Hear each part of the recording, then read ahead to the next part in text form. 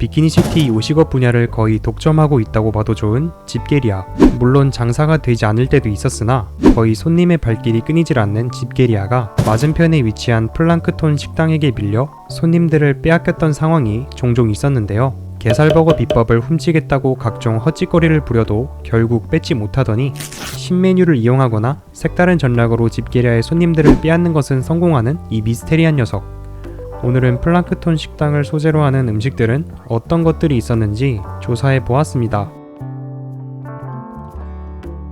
일단 식당 내부에 배치된 메뉴판을 봤을 때는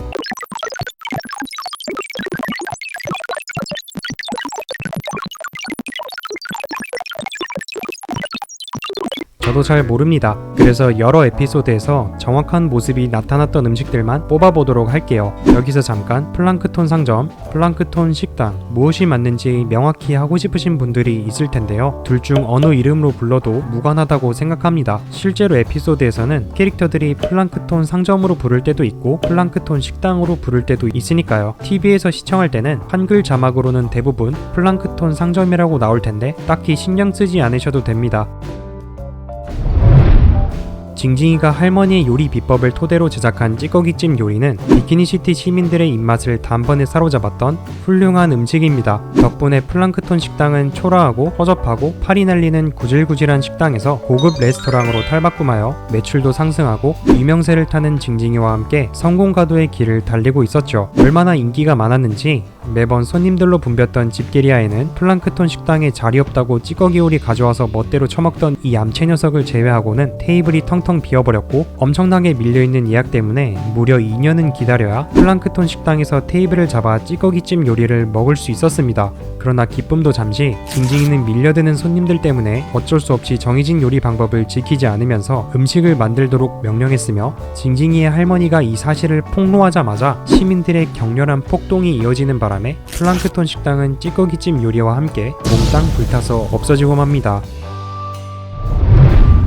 할머니의 비법을 몰래 사용하여 만든 찌꺼기찜으로 인해 플랑크톤 식당의 성공을 도운 징징이가 있다면 사람들의 흥미를 사로잡는 플랑크톤 깨방정 문구를 고안하여 집게리아를 찍어 누르고 엄청난 매출을 올려주었던 뚱이의 하드캐리도 있었습니다. 여기서 시민들이 사먹는 음식으로는 플랑크톤 스틱과 플랑크톤 양동이가 있었고 식당이 유명세를 타자 출간된 레스토랑 안내 잡지에는 너겟도 찾아볼 수 있었습니다. 특이한 점이 있다면 입에 넣자마자 뱉어버릴 정도로 정말 쓰레기 같은 맛을 지닌 음식임에도 불구하고 오로지 광고 문구가 재미있기 때문에 시민들의 발길이 이어진다는 점입니다.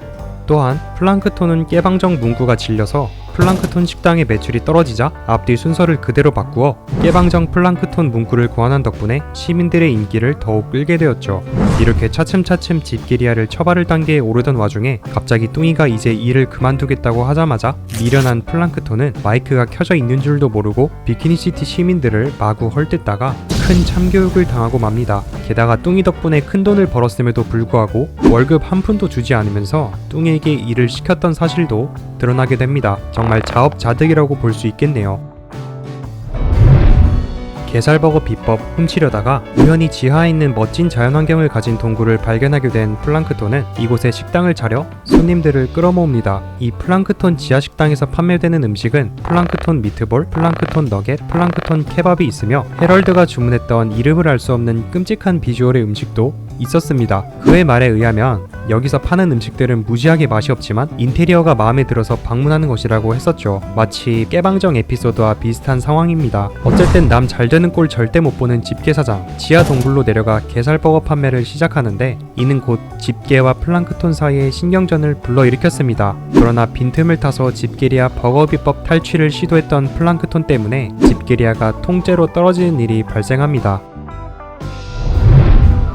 집게리아에 방치됐다가 버려진 기름을 사용해서 새로운 메뉴를 개발하여 플랑크톤이 손님들의 큰 관심을 끌자 집게 사장은 패티에 기름을 듬뿍 바른 디럭스 게살버거를 출시하는 등 플랑크톤과 치열한 경쟁을 시작했습니다. 손님들이 줄을 서가면서 플랑크톤 식당의 음식을 사먹을 정도로 집게리아와 막상막하의 영향력을 가지게 되었는데 이때 플랑크톤이 개발한 메뉴는 앞서 언급했던 맛있는 패티를 이어서 4배 더 맛있는 플랑크톤 울트라버거 그리고 바삭바삭 씹는 맛이 있었습니다. 그러나 이러한 상황은 집게리아 및 플랑크톤 식당을 더불어 주변까지 죄다 기름범벅으로 만들어버렸죠. 개인적으로 참고로 기름덩어리 햄버거 에피소드는 여전히 볼 때마다 속이 메스꺼워지는데 여러분들은 어떠신가요?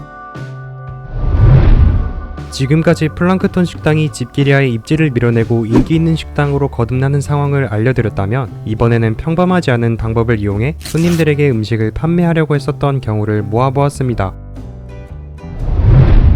어느 날 갑자기 찾아온 손님은 삼시세끼로 플랑크톤 스틱을 사먹겠다고 말하며 플랑크톤 식당의 단골 손님이 되었습니다. 이 사실을 알게 된 집게 사장은 한 명의 손님도 플랑크톤에게 빼앗겨서는 안 된다면서 별별 허짓거리를 다 해봤지만 여전히 플랑크톤 식당의 음식이 좋다는 특이한 취향을 보여줬는데요. 그러나 여기에는 안타까운 비밀이 숨어 있었습니다. 허구한 날 손님 없다고 징징대는 플랑크톤을 위해 캐런이 손님 대역을 맡은 시민에게 돈을 주는 대가로 플랑크톤 식당에서 음식을 사 먹으라는 의뢰를 했었던 것입니다. 더 이상 억지로 먹지 못하겠다는 시민이 플랑크톤 식당으로 돌아오는 바람에 이 슬픈 사실이 드러났었죠. 플랑크톤 스틱 때문에 그는 2번의 병원 치료를 겪었으며 위세처까지 받아야 하는 상황에 처하게 돼버리고 맙니다. 이후 대박가게의 비밀 에피소드에서 플랑크톤 식당의 음식은 맛이 없지만 광고가 재미있어서 사먹는 것이라고 말을 했었던 손님이기도 합니다. 억만금을 줘도 다시는 손님 알바 못하겠다고 버럭 소리를 질렀던 이 녀석. 플랑크톤이 만든 음식의 맛을 표현할 때 쓰레기라는 단어만으로는 정말 턱없이 부족한 것일까요?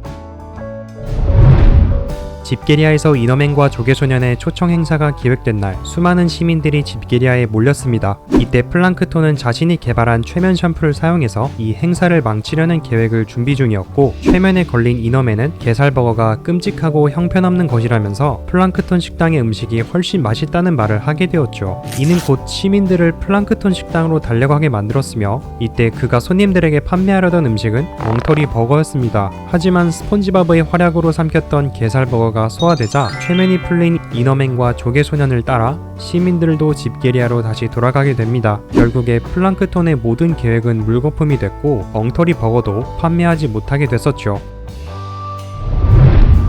흥미진진한 결투를 보는데 드는 입장료는 무료라고 선언하며 집게리아를 비롯해 거리에 있던 모든 시민들을 콜로세움에 끌어들였던 플랑크톤. 그는 모든 고객들을 혼자서 독차지하려던 속셈으로 이런 일을 꾸민 것이었습니다. 이윽고 플랑크톤은 자신이 직접 만든 플랑크톤 바를 시민들에게 억지로 사먹으라고 강요하기 시작합니다. 공연을 보려면 이 플랑크톤 바를 구매하라는 의도를 가지고 있었죠. 가격은 창렬스럽게도 무려 $10였으며 혐오스러운 맛 때문에 입에 넣자마자 뱉어버렸던 손님이 대체 무엇으로 만든 것이냐고 묻자 플랑크톤은 재료는 아주 평범해요.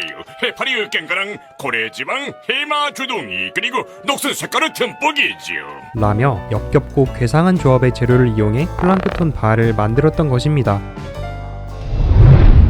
100% 확률을 자랑하는 행운의 과자가 집게리아에서 불티나게 팔리니 플랑크톤 상점 음식을 먹으면 영원히 살 것이다와 같은 거짓 점괘들을 유출시켜 플랑크톤은 집게리아의 고객들을 다시 빼앗는 데 성공합니다. 플랑크톤 상점에 모인 손님들에게 먹였던 음식의 이름이 정확히 무엇인지는 모르나 대박가게의 비밀편에 나왔던 플랑크톤 양동이일 가능성이 높다고 추측해볼 수 있을 것 같습니다.